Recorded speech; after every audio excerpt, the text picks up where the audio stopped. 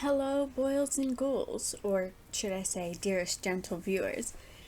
If I've realized one thing watching Bridgerton, it's that I am Penelope. Minus the thriving gossip column, of course.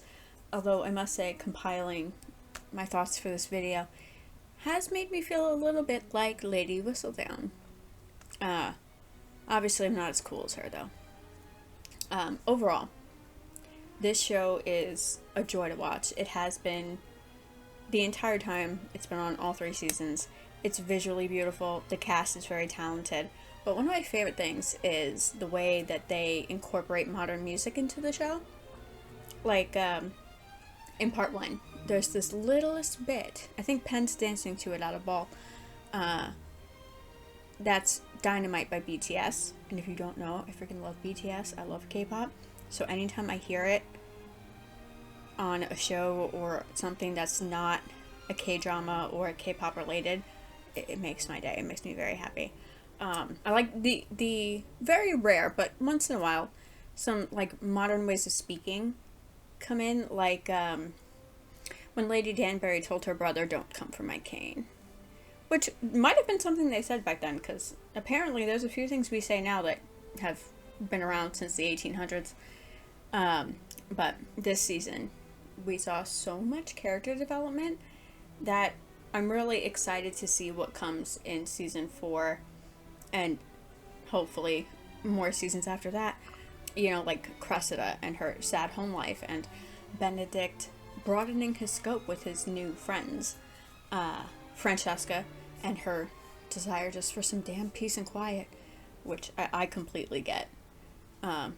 Especially if you have 7 brothers and sisters, you probably are dying for some peace and quiet. And of course, we can't forget Miss Penelope, right? Her makeover is the highlight of the season for me. No more ugly citrus dresses, which, don't let this pink outfit fool you. This, you see this? Everything is just like all dark and black and white and just, yeah, that's me. That's what I prefer. Don't let this outfit fool you. There's very few colorful things that I own. So seeing Penn, a character that I see so much of myself in, not wearing those borderline neon citrus, lemon yellow, bright orange, ugly dresses made me so happy. The softer tones suit her so much better. The jewel tones, like that first dress she wears, that's like that green with the like sheer black over it. Lovely. Perfect. And of course, Bridgerton blue. She looks so good in Bridgerton blue. Yeah. Her hair is so much better. The Jessica Rabbit style, like soft waves. Beautiful. She was like Cinderella. In fact, that's kind of like in my head what I've been calling it. Her makeover is like her Cinderella moment. And what really made me think that was her shoes. If you see, like, they show a close-up of her shoes. They're, like, sparkly. They reflect kind of silver, and it made me think of Cinderella's, like, glass slippers. And then when she finally gets to this ball or whatever it is that they're at, and she comes down the stairs and everybody turns to look at her, it's 100% she's Cinderella. And I love that. Because, you know, she deserves that. Penn is wonderful. So I really enjoyed seeing her expressing herself separate from her parents and what her mother wanted for her, right? You know, that family's represented by butterflies. They have butterflies on the wrought iron for their banister for the staircase, and obviously Philippa's bugs at the end of their ball are butterflies. So Penelope is the family butterfly finally coming out of her cocoon and standing as an individual separate from her family, which is nice. Cressida's friendship with Eloise. Weirdest thing I've seen in a while. I understand she had a falling out with Penn, and she doesn't seem to have a lot of other people in her life that like, aren't her siblings. So I guess because Cressida doesn't really have anyone either, they kind of just, you know, gravitated together, I guess. It's weird to me, but whatever. Cressida's the kind of friend that you have that you're maybe not sure why you're friends with her. She's just kind of around, but you know you can't tell her anything, and you know you can't trust her with anything, and that sucks. Like, yeah, sure, Cressida can hang, but don't tell her nothing. Alright? We see brief moments of her not being completely horrible, and we get some explanation as to why she's like this. Her home life is terrible. And I do feel sympathy for her in that respect. Her father is miserable, and her mom is very much an everyone for themselves kind of person. Like, she actually says that to Cressida. And apparently that extends to her daughter. Like, no exceptions are made with her mom. And that's really sad. To have your dad try to marry you off to his friend that's older than dirt. Listen, I'm not married, okay? I'm older than probably the character of Cressida. I don't know how old she is, but I'm probably older than her. And nobody in my family trying to marry me off. It's also not Regency era, but also nobody's trying to marry me off. So I can't even imagine how horrible that must be for your dad to sit down with you and be like, this is what you're doing. Sorry. Too bad.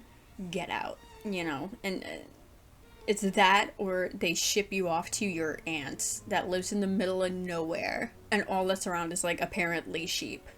Apparently Wales back in the day was just sheep country. I don't know. I'm not from there. But for someone like Cressida, like, I'd probably be fine. But somebody like Cressida would most likely lose her mind. So I understand why she resorted to identity theft and blackmail. Was it a good decision? No. But she's desperate, and I get that. I felt that. I felt bad for her. Unfortunately, it doesn't work. You know, I don't know how she thought anybody would believe that she was Lady Whistledown.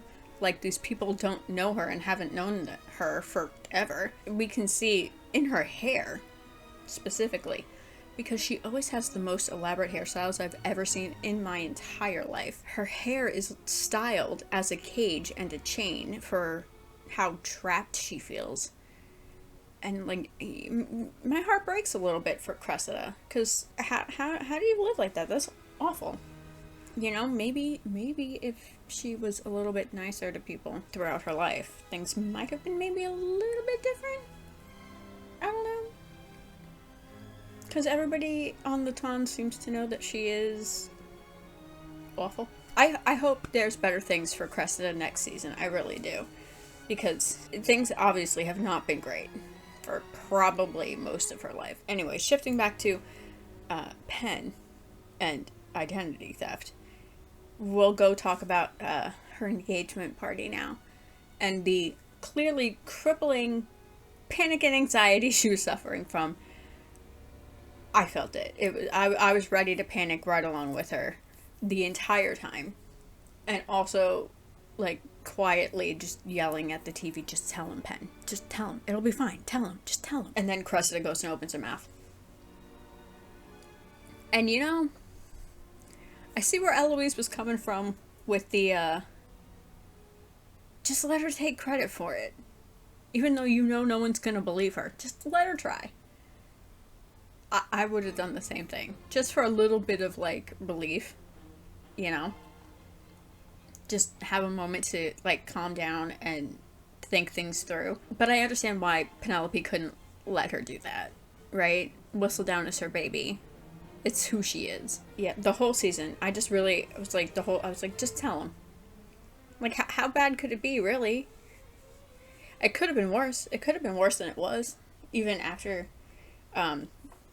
he caught her at the printer. It could have been way worse. Even though he gives her that whole, I'm an honorable man thing, he still could have been like, no. I'm not marrying you. You've lied to me for years now. But I think that the fact that he's still, honorable or not, like, he still went and married her.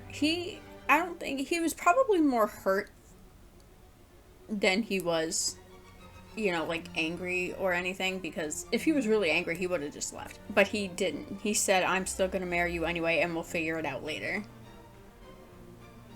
So I'm like, okay, you're just probably more hurt than angry, and I'm sorry. But, they worked it out, and I'm glad for that. Especially, when he ran into her the night before their wedding outside the dress shop. He was still concerned about her safety and the fact that she was putting herself in danger more than anything. Like, you've been putting yourself in danger this whole time. You're putting yourself in danger now. What are you doing? Not, oh, this is the second time I've caught you doing something suspicious. I'm not doing this. The thought of not marrying her wasn't an option. He just said, what are you doing? And when it was their wedding, he gave her that little reassuring nod, which I think we all needed, because I still had a little bit of worry that they'll get to the wedding and he'll stop it and be like, you know what, I can't do this, you know. But I'm glad he didn't. I really didn't think he would, but there's just that little bit that worries, And their wedding itself was beautiful. Far nicer than something planned by Portia Featherington I expected to be, I expected more tackiness. That doesn't sound nice to say, but they were a little tacky, the Featheringtons, okay? But like I said, I don't like the bright colors. So yeah, their wedding was lovely. I mean, the cakes at their breakfast kind of matched the wall paint in the room, which was weird, but who cares? That's the least important part of a wedding, right? Although the best part of that wedding was the Queen arriving at the breakfast, demanding that everybody who's not a Bridgerton get the hell out. And Lady Danbury's just sitting there that's me. I'm a Bridgerton. I'm just gonna hang out over here, right? And nobody says nothing. Even Penelope goes to leave, and Colin has to remind her that she is in fact now a Bridgerton, as the rest of her family is getting kicked out of their own room. So, that's why, I love Lady Danbury as a character. She does whatever she wants and doesn't care, even when the Queen is telling people to leave. She's not. She's just going to stay and witness the entire situation. And Colin, obviously, is protecting his wife and not outing her to the Queen on who exactly it is she's looking for. Penelope, right? Penelope helping her family, even though it was really the end result was for Pen, but it was also helping her family, is very much something that I would do, if I was her, I'd be like, you all suck, but I'm not letting you go out like this. Mom with her nonsense. The sisters who clearly have no idea what the hell is going on. I question what exactly those girls have been educated on at any point in their lives. But, using their ball as her public platform to announce herself as Lady Whistledown, and just address everybody all at once and get it out of the way. It's a wonderful idea. And letting her mom take credit for putting that ball on, with her sisters is very nice, Don't let the girls know Mom is up to some sus nonsense, and, just show up as Pen and be like, fine, I'll fix it, I'll handle it, whatever. It's very much what I would do. If that was my family would not be in that situation. Hopefully, ever. I don't think. But, I'm the eldest, so anybody needs anything, it's me they come to. When the last issue of Whistledown goes out, and we hear the voice of Julie Andrews fade into Penelope's, my heart broke a little because I feel like we're not going to hear her anymore. And that was one of my favorite things about the show was Julie Andrews, because, you know, I, like most people, grew up watching movies with her in it, and I love her. So yeah, I'm a little sad that we probably won't hear her anymore. But then we have this massive time jump. I say massive because it's at least 9 months. Because Penn and both of her sisters all had babies. Collins published his manuscript, which I don't even think I've mentioned up till now, but it wasn't even really that big a part of the story. That when I saw Gregory reading, it didn't dawn on me what he was reading until his brothers took it away from him and said, "Should you even be reading that?" Gregory. Poor Gregory, man. That kid has just wanted to be included all season. Like, he can't read Whistle Down. He can't read his brother's book. Like, what can he do? Also, he went, like, half the season with his arm in a sling. Why? Did they just ignore that the whole time? Like, he didn't have one, and then he did for a good chunk of the show. But what happened? I probably missed something somewhere, but... yeah. And of course, as we're talking about these babies, Penn's baby. I mean, it's a little predictable, but also, who else would it be but Penn to have the inheriting son? Of course she did. She is, like, the main character of the show, so the odds of it being either of her sisters was slim. And she and Colin are probably the best ones suited to handle that sort of thing, compared to her sister and their husbands. We've had some interesting side stories this year as well. Even though, like, I don't even know if you could really call them side stories because there's really no side characters. It's just, like, Penn and Colin are the focus, but there's also things going on over here that kind of side stories, but not really, like Cressida. And there's Lady Danbury and her brother, right? Like, my youngest sibling is my brother, right? I have a sister and then a brother, and I cannot imagine having, like, a decades-long misunderstanding with my brother, right? And he was 10 years old at the time. Like, I understand she was, like, mad, but, like, he's 10. He doesn't know what the hell's going on. Like, yeah, I'd be upset, too, if I tried to escape the onset of an unwanted marriage. But I don't think I would assume a 10-year-old was doing it, like, intentionally or maliciously, right? So I'm glad they worked things out. It's sad it took them so long, but at least they got there, right? Especially since he seems to have eyes for Miss Violet Bridgerton. So that'll be interesting. I'm sure that will come up again probably next season. Hopefully for Eloise's sake. Fran is right in saying that, you know, if their mom is well distracted, Eloise will not be the next one she's trying to foist the husband upon. Although she really doesn't have any other kids to focus on. Like, Gregory and Hyacinth aren't really old enough for that yet. I don't think.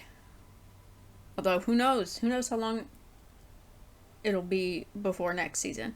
Well, it'll be 2 years before we see next season. Who knows what the time passage will be when we see them again in their world. You know, we skipped forward some years with Fran, so, because last time we saw her, she was like a whole child. But, the Mondrich family, you know, I don't like that whole you have to give up your club because noble people don't work. Well, his wife had a point, right? Mrs. Mondrich had a point that, it's not them that's noble, it's their son. So, do the rules even apply to them? Like, they're noble by association, I guess? But, like, really? Let the man have a business. Let the man do something productive with his time. Just because they all don't do nothing doesn't mean he can't.